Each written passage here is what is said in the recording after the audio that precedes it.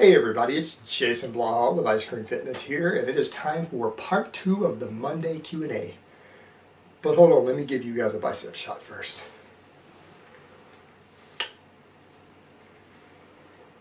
Alright, first question.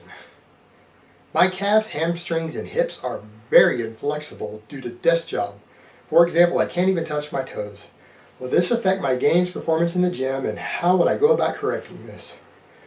Oh yeah, that will definitely affect your gains. Tight hamstrings and inflexibility is going to affect everything from your squats and deadlifts to potentially even things like barbell rows. And maybe even your bench press. In a worst case scenario, but that one's a little less likely. So what you need to do about it is start stretching your hamstrings every single day until you get them flexible. I stretch mine on my countertop. I do hurdler stretches on my countertop, and you're probably not going to be anywhere near that early on, so find a couch or a chair or something that you can put your foot up on and do hurdler stretches. You can Google what those are. It's the first thing I would do, and then I would focus on, as I've said before, for hip mobility, do things like just mobility squats, which you can also find online easily, or third world squats, which you can Google. And it's a slang term because it's what people in third world countries do. They sit around doing third world squats, and they tend to have better flexibility than people in first world countries accordingly, who sit in chairs all day.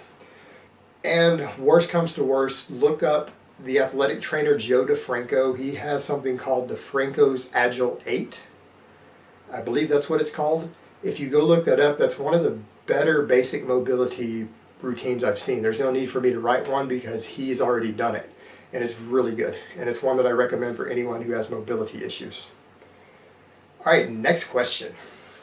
How important is breakfast? I've skipped breakfast for years now. Will it affect my bodybuilding progress? Unless it causes you to undereat, then no.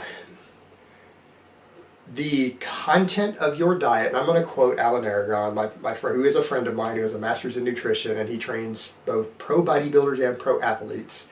So if people don't think he knows what the hell he's talking about, they need to look at some of his clients. But as he has worded it, 99% of your results of your diet are going to be determined by the content of your diet, both the macros and the micros, not when you eat it. And only the other 1%, and only the remaining 1% of your goals are going to be affected, or your progress in any way, by meal timing. Which means over the course of your training career, that is less than 1 pound of muscle in the next 20 years. And even for fat loss goals, if you're going to lose 100 pounds of fat, 1% of that is 1 pound. So out of every 100 pounds of fat you're going to lose, your meal timing might affect about 1 pound of it. So it's pretty insignificant in the grand scheme of things. Now, it might affect your personal energy. It might affect your appetite, so those are things to look at, but if those are not a problem for you, then keep doing it. And for the record, I don't eat breakfast. I rarely break my fast before 10 a.m., whether I'm bulking or cutting. And I don't even have problems gaining fat doing that. Alright, last question. Views on Zumba for overall strength and aesthetics. Well, some of the female Zumba instructors are pretty aesthetic, so I've got to give them that. Now, as far as breaking this down as exercise, sure, you could get in shape dancing and doing these Zumba dance classes, but when you consider this is relatively low impact, minor resistance,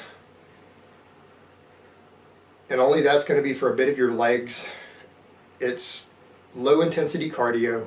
You're going to have to do it for hours a day to get results as far as aesthetics, just by losing body fat or getting any sort of muscle tone. And it's not going to make you stronger at all unless you basically have sat on a couch for the last 5 years. So it's not going to do that for you. And the only people I really see getting in shape from the Zumba classes are the instructors. Because when you do low intensity type cardio as your main form of exercise, you've got to do it for hours a day. And the people taking the classes aren't doing it for hours a day, 7 days a week. But these women teaching the courses sure are. And they get into shape. But for everybody else, it doesn't really seem to be that effective. Alright guys, well that's really all I have to say on that today. I hope it's been informative, and I will talk to you next time.